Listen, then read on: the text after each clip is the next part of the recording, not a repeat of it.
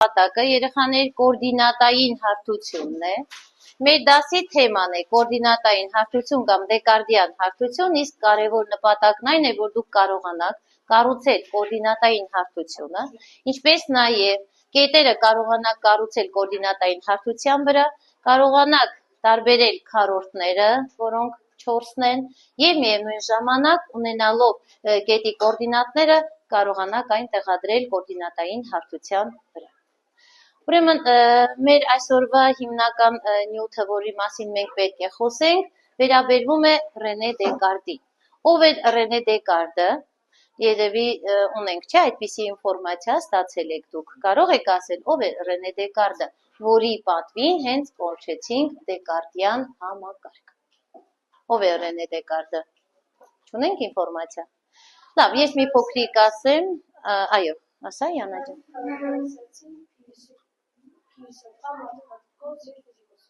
Ահա, էլ ինչ գիտենք Ռենե Դեկարտի մասին։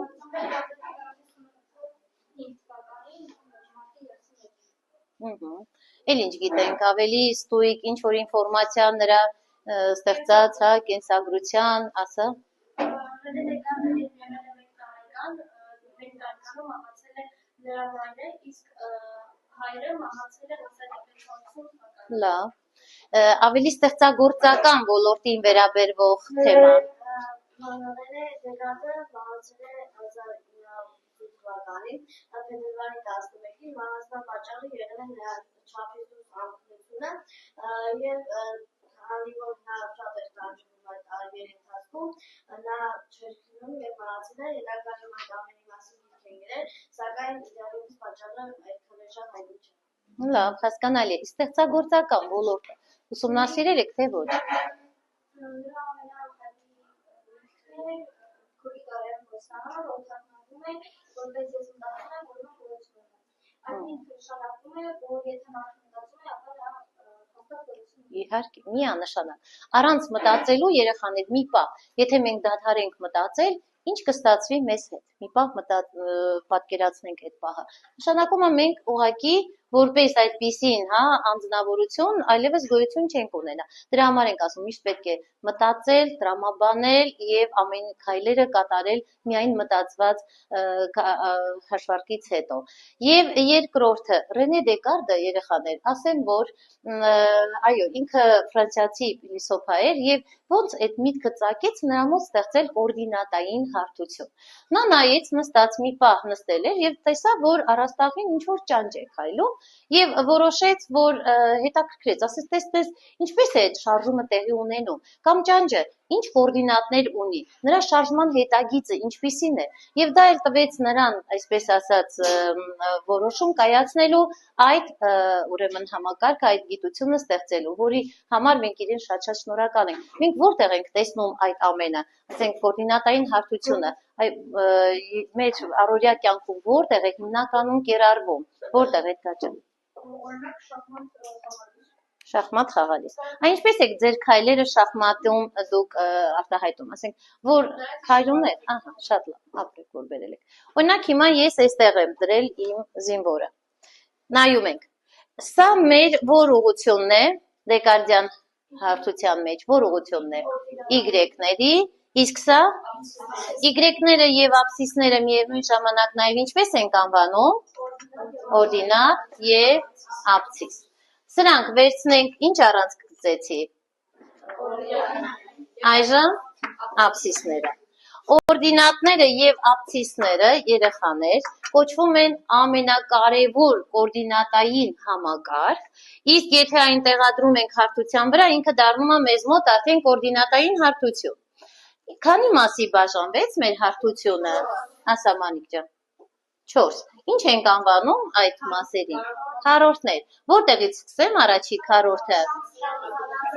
Այո, բայց ստեղ է առաջի քառորդը, ճիշտ եմ գրում։ Ստեղ է, բա որտեղ պետք է լինի։ Առաջի քառորդ, երկրորդ, երրորդ եւ չորրորդ։ Ինչպես պայմանավորվեցինք, պետք է պտույտը կատարենք ժամ սլաքին հակառակ ուղղությամբ։ Մի փոքր մինչև սրան անդրադարձ անելը, այժմ տեսնում ենք այս կոորդինատային ճառագայթները արդեն շախմատի տախտակի վրա։ Այս ուղղության վրա ինչերն են դասավորված։ Թվերը, կոորդինատները, այո, որտեղ 1-ից մինչև 8-ն եք տեսնում։ Ինչու է այդպես շախմատը քանի հատ վանդակ ներկայացնում իրենից տախտակի վրա։ 64։ Այսինքն ստեղ 8 հատ է, այստեղ նույնպես 8 հատ, ինչպես ենք հաշվում։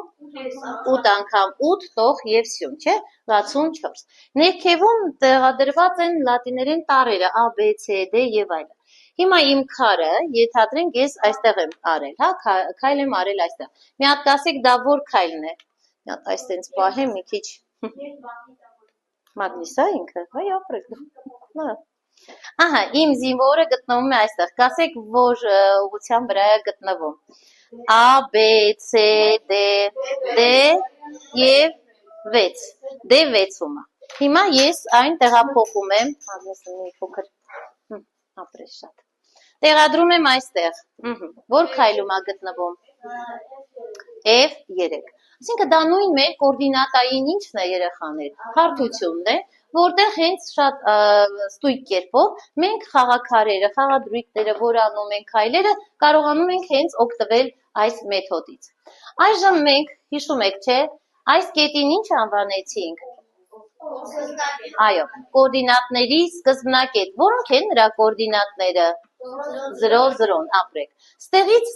սկիզբ էր առնում դրական, բացասական, դրական եւ բացասական կիսառանցքները։ Հիմա դրական կիսառանցքը աբցիսների որ ուղղությամբ պետք է փնտրենք 0-ից դեպի աջ։ Գնացինք 1-1 վանդակ բաժանումներով։ Բացասական x-երը տեղակայված են Գուրգեն ջան որ մասում 0-ից ձախ, այո, 0-ից ձախ տեղաբաշխված են մեր բացասական x-երը։ Ալեք ջան, դրական y-ները որտեղ պետք է փնտրեմ։ 0-ից վերև։ Չէ, վերին կիսահարթությունն է, սա բարձրանում ենք, իսկ բացասական y-ները Լուսնե ջան որտեղ պետք է փնտրենք։ 0-ից, այո, ներքև։ Գիտեք, շատ ժամանակ, եթե մենք հանկարծ շփոթենք այս ուղղությունները, մեր պատկերները իրենց տեսքը նորմալ չեն ընդունելու։ Աղավաղված ինչ-որ պատկեր է ստացվելու։ Դրա համար խիստ ուշադիր մի հատ մտածում ենք, մի հատ ամեն ինչը կշռադատում ենք, հետո նոր շարունակում ենք կետի տեղը որոշել։ Մի փոքրիկ էստեղ եւս մի այսպեսի ուրեմն ստուգենք ձեր գիտելիքների ընթացքը, նոր անցնենք առաջ։ Ես ինչ-որ կետեր չեմ նշանակեցի։ Մենք եթե կետերը դրված են, կոորդինատները կարող ենք որոշել։ Իսկ ինչ բան է կետի կոորդինատը։ Ինչ է կետի կոորդինատ։ Ասենք A կետը։ Ուզում ենք կոորդինատային համակարգ։ Կոորդինատային համակարգ։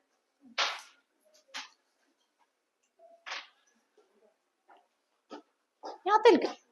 գրիչ մատիչ չկա քեզ մոտ։ Տեսնեմ։ Ահա, կոորդինատային համակարգ։ Այժմ դարձնում ենք կոորդինատային հարթություն։ Ապրիմանիկը, արա կողմնորոշվեց։ Դարձրեց կոորդինատային միացրջիր, դարձավ սա արդեն կոորդինատային հարթություն։ Ուրեմն համակարգը դեռևս հարթության մեջ չի։ Ինքը այսպես է, հենց դնում ենք հարթության վրա, ինքը արդեն դառնում է կոորդինատային հարթություն։ Այդ է պատճառը, որ մենք հենց այդ ամեն տախտակի վրա ենք, չէ՞, պատկերել, եւ ինքը դառնում է, այո, կոորդինատային հարթություն։ Հիմա կոորդինատային հարթությունը երկու փոխուղղահայաց թվային ուղիղներից էր, չէ՞, կազմված։ Այս կետը ինչ էինք անվանում։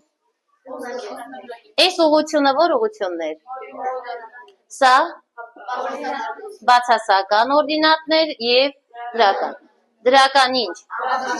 Եվ բացասական աբսիսներ։ Հետագայում մենք այս համակարգը նաև շատ օգտագործելու ենք, օրինակ մենք այստեղ դրված է տիեզերագնացության, նավագնացության, օդագնացության մեջ, հիմա իրանք լրիվ կիրառվում են։ Անգամ մեր գլոբուսը հենց ինքը այդպիսի կոորդինատային համակարգից է կազմված, այն որ ասում ենք միջօրեականների ճանի տակ եւ այլը, եւ այդտեղից մենք կարողանում ենք նաև շատ արագ գտնել տվյալ, ասենք, քաղաքի գտնվելու վայրը։ Ները տեսնում եք, չէ՞, բոլորդ մեկ անգամ եւս նորից նայենք։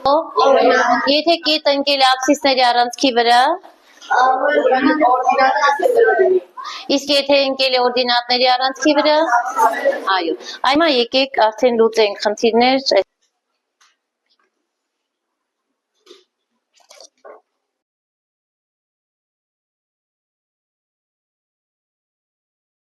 հարթություն մենք կարողացանք որոշել կետի կոորդինատները կոորդինատային հարթության վրա,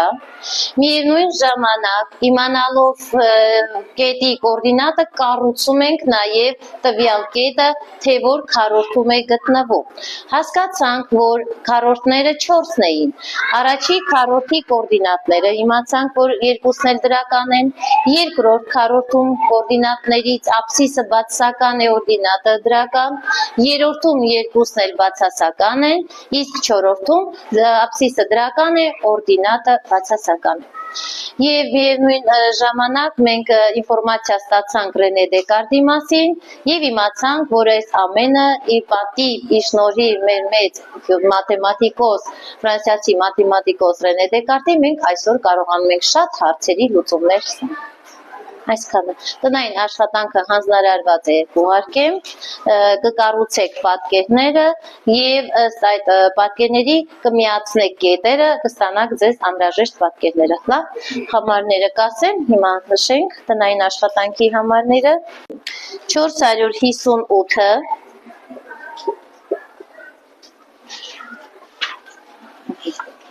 Եվ հաջորդ դասին երեխաներ մենք արդեն ուսումնասիրենք ֆունկցիա հասկացողությունը, որը սերտ կապված է կոորդինատային հարթության հետ միասին, եւ մեզ ավելի հեշտ կհաջողվի հասկանալ ֆունկցիան որպես այդպիսին, ինչ է իրենից ներկայացնում։ Ավարտվեց դասը, շնորհակալ եմ, ազատ եք։